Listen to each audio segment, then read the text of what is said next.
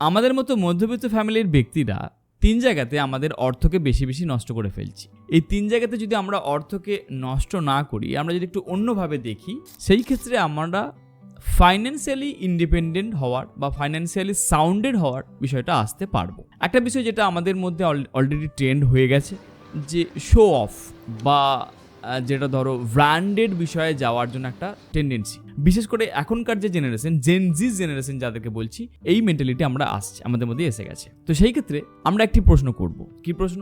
Suppose তুমি Puma বা ধরো রিবকের একটা শু কিনতে চাইছো, শুয়ের দাম কত? 10,000 or 20,000। ভালো, এটা তুমি তোমার বন্ধুদেরকে বলতে পারো।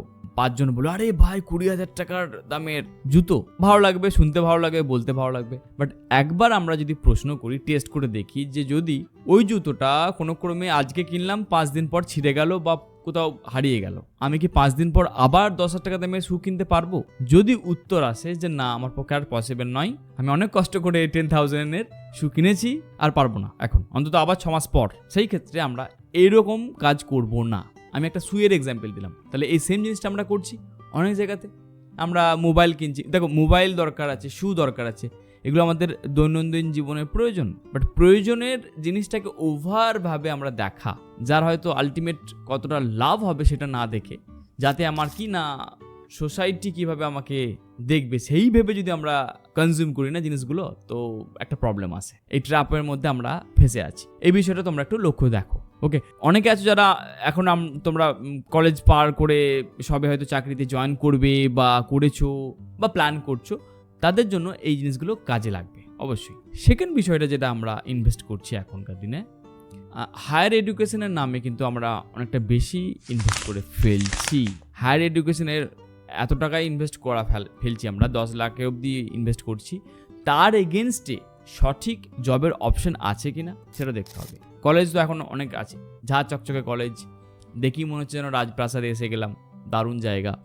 তো সেই কলেজ থেকে আলটিমেট তোমার ডিগ্রি কমপ্লিট হওয়ার পর চাকরি পাওয়া বলো বা তোমার ফিউচার গ্রোথটা কতটা বেস্ট ওয়েতে আছে সেটা তোমাকে দেখতে হবে।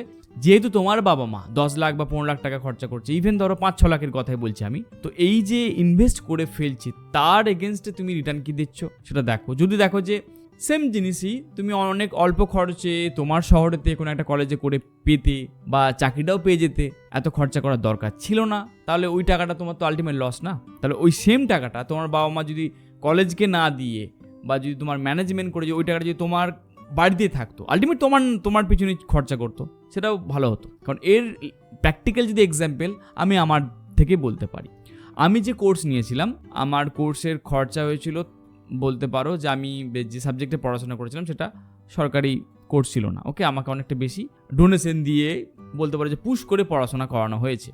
আমি অলমোস্ট 3 বছরে 3.5-4 লাখ টাকা মতন খরচা করেছি। বিশ্বাস করো, গ্র্যাজুয়েশন কমপ্লিট করার পর আজকে যে প্রফেশন আমি আছি বা যে কাজটা করছি তার সাথে কোনো যুক্তি নেই। যে টাকাটা আমি খরচা করেছি কলেজে বা আরও অনেক কিছু করে কলেজের সময়তে, হয়তো ডিগ্রি পেয়েছি, ডিগ্রিটা তো আমি যে কোনো প্লেন গ্র্যাজুয়েশন করে পেতাম, তো ওই যে 3.5-4 লাখ টাকা আমার খরচা হয়ে গেছে। ওকে, সেই টাকার কিন্তু রিটার্ন বলতে পারা যায় কিছু নেই। ওই টাকাটা যদি আজকে থাকতো, আমি যে আজকে বিজনেস করছি বা আমি যে আজকে আইডিয়া এক্সিকিউট করার চেষ্টা করছি, ওই ইনভেস্টমেন্টটা আমার কাজে লাগবে। তো এরকম কিছু প্র্যাকটিক্যাল জিনিসটা আমরা দেখবো। তোমরা হয়তো আমার সাথে আর্গু করতে পারো, এই ধরনের কি কথা বলছেন আপনি তো আপনাদেরকে ডিসঅ্যাপয়েন্টমেন্ট করার চেষ্টা করছেন, আপনি বলছেন যে পড়াশোনা না করা, না সেটা কিন্তু নয়। আমি বলতে চাইছি কিছু কিছু কলেজ আছে যেগুলো ওপর থেকে দেখতে মনে হচ্ছে খুব সুন্দর, বা সোসাইটিকে বলা যাবে যে অমুক কলেজে পড়ি, আলটিমেট দেখা যাচ্ছে ভেতরের গল্প জিরো।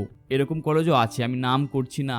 আমরা একটা স্টুডেন্টের কথা বলতে পারি, একটা নাম করা কলেজ, যেটা আমরা দেখতে পাই যে নিউজ চ্যানেলে ওই সমস্ত কলেজের নাম আসে। তো ওই কলেজে ভর্তি হয়েছিল স্টুডেন্টটা, তার যে তিক্ত অভিজ্ঞতা আমি পেয়েছিলাম, তো এই সেম কথাই বলেছিল। কলেজটা দেখতে ঝাঁ চকচকে এরকম, কিন্তু আলটিমেট ভেতরে ফ্যাকাল্টি একদম লো কোয়ালিটি, সিস্টেম লো কোয়ালিটির, যেন টাকা ছাপার বা আমাদের মতো মধ্যবিত্ত পরিবারের ছেলেদের টাকাগুলো নেওয়ার জন্য তারা প্ল্যান করে রেখেছে। সো তার বক্তব্য ছিল। তো আমি এটা বলতে চাইছি ডেফিনেটলি ভালো আছে। সো কিছু কলেজের অপশন আছে যেখানে তোমরা অনেকটা বেশি ইনভেস্ট করে ফেলছো, 5 লাখ 6 লাখ 10 লাখ ইভেন লোন নিয়ে ফেলছো, এটা অনেকটা ট্র্যাপ বলতে পারো। সেখানে তোমরা দেখো যে এরকমই কোনো কোর্স যেটা তোমরা সরকারি থেকে পেতে পারো না, সরকারি কলেজ থেকে যদি পাওয়া যায় তাহলে সেখানে যাও, তাই না? অনেক অল্প খরচে পড়াশোনা করা যেতে পারে। এবং তুমি যদি তোমার ক্ল্যারিটি না থাকে, অনেক স্টুডেন্টের কি দেখছি যে after HS they don't have the clarity, যে আমরা কি জব করব, কি কাজ করব, ক্ল্যারিটি নেই। সিম্পল পাস কোর্সে গ্র্যাজুয়েশন কমপ্লিট করো, তো তার পাশাপাশি অন্য কোনো স্কিল শেখো না ওই টাকাটাতে।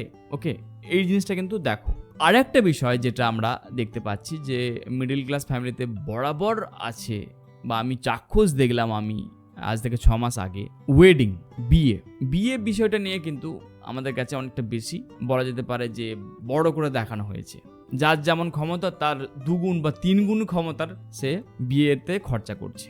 তো এই জিনিসটা বলবো যে এত বেশি খরচা করার দরকার কি আছে। একটা এক্সাম্পল দিই, ধরো ছেলে মেয়ে দুজনে একে অপরকে পছন্দ হয়েছে, বিয়ে করবে। মেয়ের ফ্যামিলি বলছে আমিও 10-20 লাখ টাকা খরচা করবো, ছেলের ফ্যামিলি বলছে আমিও 20 লাখ টাকা খরচা করবো, দিয়ে 40 লাখ টাকা খরচা করে কি করছে যে 2 দিনের জন্য তোমার 2000 লোককে খাইয়ে দিল, হয়ে গেল। তো ওই 40 লাখ টাকা খরচা করে আমি কম করে দিলাম, চলো 10 লাখ টাকা খরচা হচ্ছে। তো 10 লাখ টাকা যদি খরচা করে আমাদের মতন মধ্যবিত্ত ফ্যামিলি, তো আলটিমেট কি হচ্ছে? আলটিমেট ওই টাকাটা এমনও দেখা যাচ্ছে যে 6 মাস পর তাদের আবার ডিভোর্স হয়ে যাচ্ছে, 8 মাস পর তাদের ডিভোর্স হয়ে যাচ্ছে, এত টাকা খরচা করুক। তাহলে এরকম আমরা দেখতে পাচ্ছি বর্তমানে। তো সেই ক্ষেত্রে আমার অ্যাডভাইস হবে যে এই ওয়েডিংয়ের খরচাটা কম করা। অনেকে আছো যারা খুব কষ্ট করে সংগ্রাম করে চাকরি করে নিজেকে গ্রো করছো এবং 2-3 বছর পর বিয়ের জন্য প্ল্যানিং করছো। তো কি দরকার আছে 4 লাখ টাকা খরচা করার? তোমার 4 বছরের ইনকাম, তোর 4 বছরের সেভিংটাকে তুমি পুরো খরচা করে দিচ্ছ। ইভেন এমনও আমি ব্যক্তিকে দেখেছি বিয়ের পর তারপরে যে 6 মাস কি হারে কেটেছে, তার টাকা নেই তার কাছে। তো কি দরকার আছে আমার 500-600-1000 লোককে খাওয়ানো? সিম্পল করো, ছোট করো, মানে খুব বড় জোর হয়তো 50 থেকে 100 জনের আইটেম করো, বাস গেট টুগেদার হয়ে ম্যারেজকে কমপ্লিট করো। টাকাটাকে কাছে রাখো। যাদের ফ্যামিলি চাইছে যে টাকাটা খরচা করতে, তাদেরকে বলে দাও যে বাবা আমাকে বলে দাও যে টাকাটা ঠিক আছে, প্রতি বছর বছর আমাকে ওই টাকাটা দাও, তাই না? যে 10 লাখ টাকা আমার বিয়ের জন্য খরচা করতে, প্রতি বছর 1 লাখ টাকা আমাদেরকে দেবে বোনাস হিসাবে, প্রতি বছর আমাকে দেবে বেড়াতে যাওয়ার জন্য, বা আমাদের যে ফাইন্যান্সিয়াল যখন যদি কোনো ক্রাইসিস আছে সেই ক্ষেত্রে দিও। টাকাটাকে কোথাও খরচা করতে হবে না, আমাদের জন্যই খরচা করবে, আমাদের পরবর্তী জীবন যাতে স্বাচ্ছন্দ্য হয়, এরকম আমরা কিন্তু ভাবতে পারি। একটু আলাদা করে ভাবলেই আলাদা করে কিছু অ্যাকশন নিতে পারবো। অনেকে আমার সাথে এগ্রি করবে, অনেকে বলবে ডিসএগ্রি হবে, জানি। তবু আমার মনে হয়েছে যে এই ভিডিওটা তোমার সাথে শেয়ার করা উচিত। জানি তোমার অনেক বক্তব্য থাকবে, মন্তব্য থাকবে, কমেন্টে জানিও। আর গালিগালাজ থাকলেও কমেন্ট করে দেও, কোনো অসুবিধা নেই। আমি গালিগালাজ শোনার জন্য ওয়েলকাম জানাচ্ছি। পরের ভিডিওতে আবার দেখা হবে। Thank you very much.